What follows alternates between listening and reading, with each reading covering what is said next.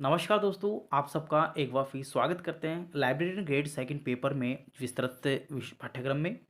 दोस्तों, जैसा कि आप देख पा रहे हैं, पेपर फर्स्ट के बारे में मैंने आपको विस्तृत पाठ्यक्रम के बारे में जानकारी दी। इसी प्रकार से पेपर सेकंड की हम चर्चा करेंगे और उसमें हम बात करेंगे किस प्रकार से आपको उस यूनिट्स को लेके चलना है और कितना यहाँ पे आप उस यूनिट्स को गहराई से पढ़ना है।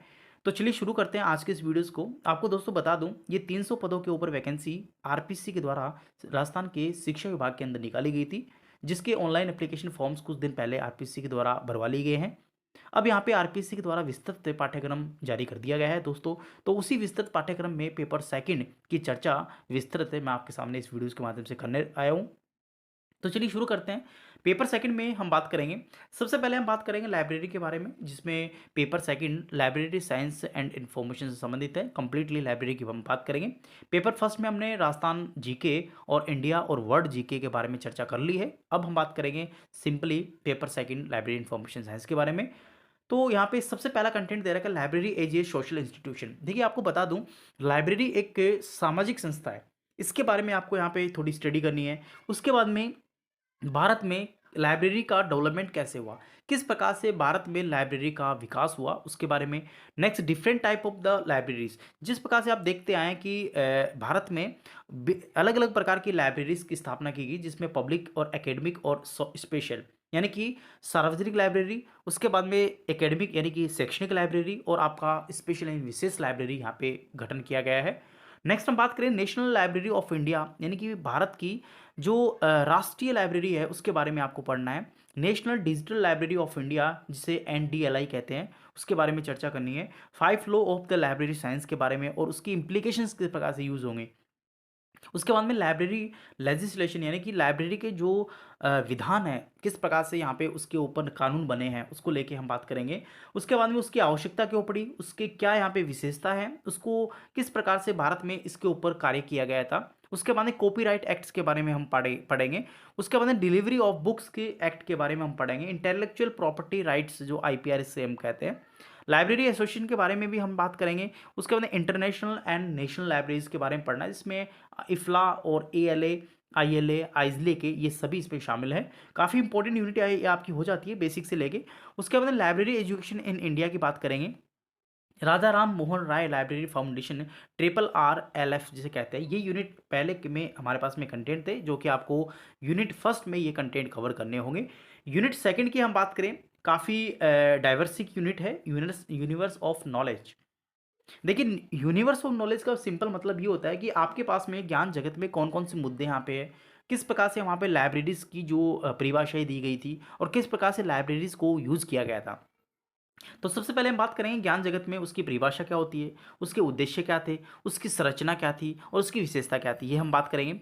Mode of formation of subject, किस प्रकार से सब्जेक्ट का जो फॉर्मेशन हुआ है उसकी हम बात करेंगे। डिफरेंट टाइप ऑफ सब्जेक्ट, जो भी सब्जेक्ट के प्रकार है उसकी हम बात करेंगे।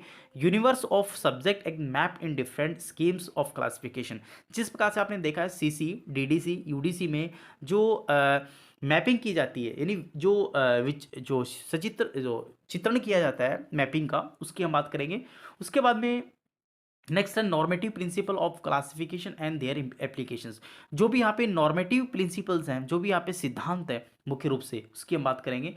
मेथड ऑफ नॉलेज ऑर्गेनाइजेशन के बारे में यहाँ पे आपको पढ़ना होगा। Design development of scheme of library classification की, किस प्रकार से जो संरचना है, किस प्रकार से यहाँ पे उसकी डिज़ाइन किया गया था।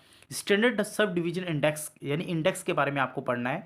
General theory of the library classification, library classification की जो सामान्य मूलभूत जो थ्योरी है उसके बारे में पढ़ना है। उसकी डेफिनेशन, उसकी आवश्यकता, उसके पर्पज क्या थे, वो आपको पढ़ने होंगे। Species of the library classification पे आपको स्टैंडर्ड स्कीम्स को लेके यहाँ पे क्लासिफिकेशन के पढ़ने हैं, जिसपे आप सीसी, डीडीसी, यूडीसी को आप देखते हैं।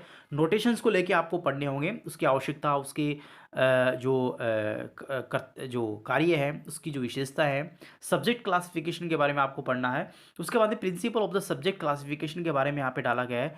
5 फंडामेंटल कैटेगरीज को भी लिखा गया है। टेक्स्ट हमारे पास में कॉमन आइसोलेट्स के बारे में आपको पढ़ना होगा। नोटेशंस, जिसमें उसकी आवश्यकता, उसके उद्देश्य को लेके, उसकी विशेषता को लेके है। उसके बाद में फेस रिलेशंस है। ट्रेंड इन लाइब्रेरी क्लासिफिकेशन है। उसके बाद में हम बात करते हैं बिब्लियोग्राफिक डिस्क्रिप्शन, आपको दे रखा है। तो बिब्लियोग्राफिक डिस्क्रिप्शन में आपको जो है मुख्य रूप से कैटलॉगिंग आपको पढ़ना होगा, जिसमें उसकी उसकी परिभाषा को लेके है, उसकी आवश्यकता को लेके है, उसके उद्देश्य को लेके है, उसके संरचना को लेके है, उसके प्रकार को लेके है। उसके बाद में brief story of development of cataloguing, जो कैटलॉगिंग की जो ब्रीफ जो इतिहास है उसको लेके है, उसकी कोड कोड को लेके है। नेक्स्ट फिजिकल फॉर्म्स जो है इंक्लूडिंग ओपीएसी को लेके है। Type of internal form of the library cataloguing में जो इंटरनल फॉर्म्स है उसको लेके है। सब्जेक्ट कैटलॉगिंग है, उसकी जो परिभाषा है, उसकी आवश्यकता है, उसके उद्देश्य हैं, ये इसको लेके है।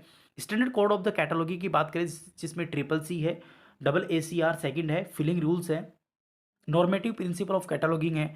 उसके बाद में ओवरव्यू ऑफ द प्रिंसिपल को लेके है, प्रैक्टिसेस इन डॉक्यूमेंट डिस्क्रिप्शन को लेके है, करंट ट्रेंड्स इन स्टैंडर्डाइजेशन को लेके, जैसे मार्क है, सीसीएफ है, आरडीए है, डिस्क्रिप्शन इन एक्सचेंज है। उसके बाद सब्जेक्ट हेडिंग में आपका जो सीयर्स हेडिंग्स थी उसको लेके है, चैन प्रोसीजर है, Sears list of subject heading है। ये हमारे पास में यूनिट नंबर सेकंड में कंटेंट थे। थर्ड यूनिट की हम बात करें जिसमें इंफॉर्मेशन शॉर्ट्स के प्रकार दे रखे हैं। सिंपली आपको जो भी पढ़ना है वो आपको करंट से भी आपको अटैच करना होगा। तो चलिए बात कर लेते हैं इसमें। तो सबसे पहले आप देख सकते हैं type of information science shorts है वो कितने प्रकार के होते हैं, जिसमें डॉक्यूमेंट्री है, नॉन डॉक्यूमेंट्री है, प्राइमरी, उसके बाद में प्राथमिक, द्वितीयक है, तृतीयक, ये सभी है। इवोल्यूशन ऑफ इंफॉर्मेशन शॉर्ट्स, जो इन्फॉर्मेशन शॉर्ट्स है उसका कैसे आप इवोल्यूशन करेंगे, उसकी आवश्यकता क्या पड़ी, उसका उद्देश्य क्या है। उसके अंदर जो एक रिसोर्स है जिसमें ई बुक्स है, ई जर्नल्स हैं, डेटाबेस है, ये सभी आपको पढ़ने हैं। Concept and needs reference services की हम बात करें, इसमें शॉर्ट रेंज, लॉन्ग रेंज, ये दोनों दे रखे हैं। Qualification and quantities of reference libraries की भी दे रखा है। कॉन्सेप्ट और नीड्स ऑफ इंफॉर्मेशन साइंस को लेके है, जिसमें डॉक्यूमेंट डिलीवरी है, इलेक्ट्रॉनिक्स डॉक्यूमेंट डिलीवरी है, इंटर लाइब्रेरी लॉन्स को लेके है, एब्स्ट्रैक्टिंग एंड इंडेक्सिंग सर्विसेज को लेके है, ट्रांसलेशन को लेके है, लिटरेचर सर्विस सर्च को लेके है, अलर्टिंग सर्विस जिसमें CASSDI यहाँ पे लेके है। लाइब्रेरी रिसोर्सिंग शेयरिंग के रूप में भी यहाँ पे आपको यूनिट डाल रखी है, यूनिट में कंटेंट है जिसमें कॉन्सेप्ट पढ़ना है, सिंपली नेशनल इंटरनेशनल को पढ़ना है, जिसमें इन्फ्लिनेट है, डेलनेट है, OCLC है, ये चीज़ें आपको पढ़नी है। यूनिट फोर्थ की बात करें जिसमें मैनेजमेंट को लेके यहाँ पे चर्चा की गई है।